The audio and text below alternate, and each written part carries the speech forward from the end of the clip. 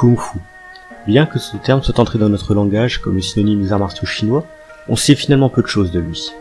En réalité, si les arts martiaux chinois sont très anciens, le terme Kung Fu, lui, est très récent, puisqu'il daterait des années 60.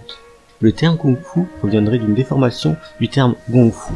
Ce terme, dans la traduction, est sujet à controverse, désignerait en fait une personne ayant un haut niveau de maîtrise dans une discipline. Le terme Gong Fu n'est donc pas propre aux arts martiaux, puisqu'il peut s'appliquer à des personnes pratiquant par exemple l'architecture ou la menuiserie.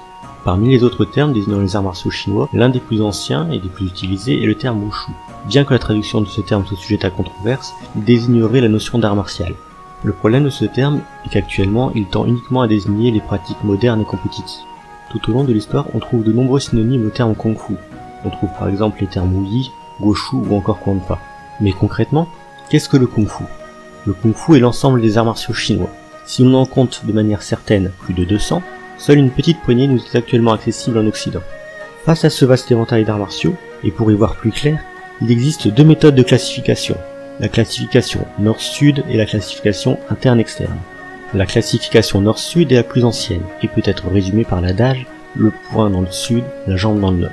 Les arts martiaux du nord, ou boxe du nord, sont regroupés sous le nom de Beiquan. Ces disciplines se distinguent par leur technique de jambes, leur stratégie à longue portée, leurs mouvements amples et circulaires et leur aspect très dynamique et changeant. À l'opposé des boxes du nord, on trouve les boxes du sud, regroupées sous le nom Nanquan. Ces disciplines se distinguent par leur technique de bras, leur stratégie à courte portée, leurs mouvements courts et directs, ainsi que leur posture stable et puissante.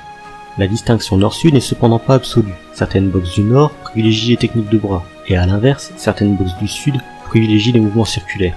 La distinction entre les boxes internes et externes est beaucoup plus récente, puisqu'elle daterait des années 1920. Les boxes externes sont regroupées sous le nom Weijia.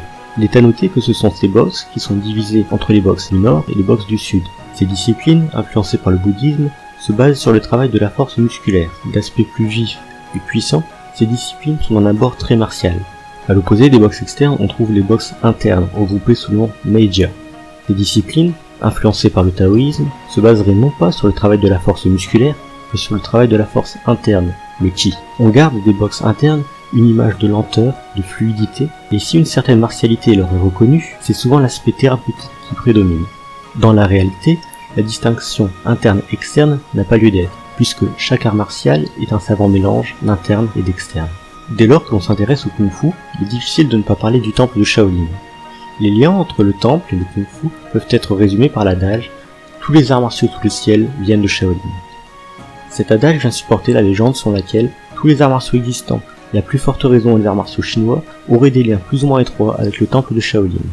Cette légende prend place en 520 lorsqu'un moine indien du nom de Bodhidharma se rendit au temple de Shaolin pour enseigner le bouddhisme. Là-bas, après une longue période de méditation, il fondera un courant de bouddhisme, le bouddhisme Shan, et constatant l'état de grande fébrilité des moines, leur enseignera l'exercice pour se fortifier le corps. Ce sont ces exercices qui, avec le temps, transformeront en une pratique martiale qui deviendra le Kung Fu. Le succès des arts martiaux pratiqués par les moines de Shaolin sera tel qu'ils se propageront sur tout le territoire de la Chine, puis sur le reste du monde.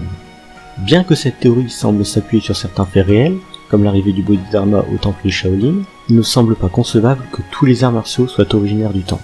Il faudrait un épisode entier consacré à cette légende pour démontrer qu'elle est infondée.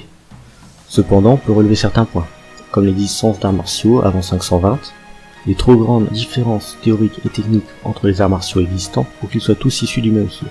On peut enfin ajouter le fait que l'histoire de très nombreux arts martiaux fut réécrite pour permettre à ces derniers de profiter de l'aura des arts martiaux de Shaolin.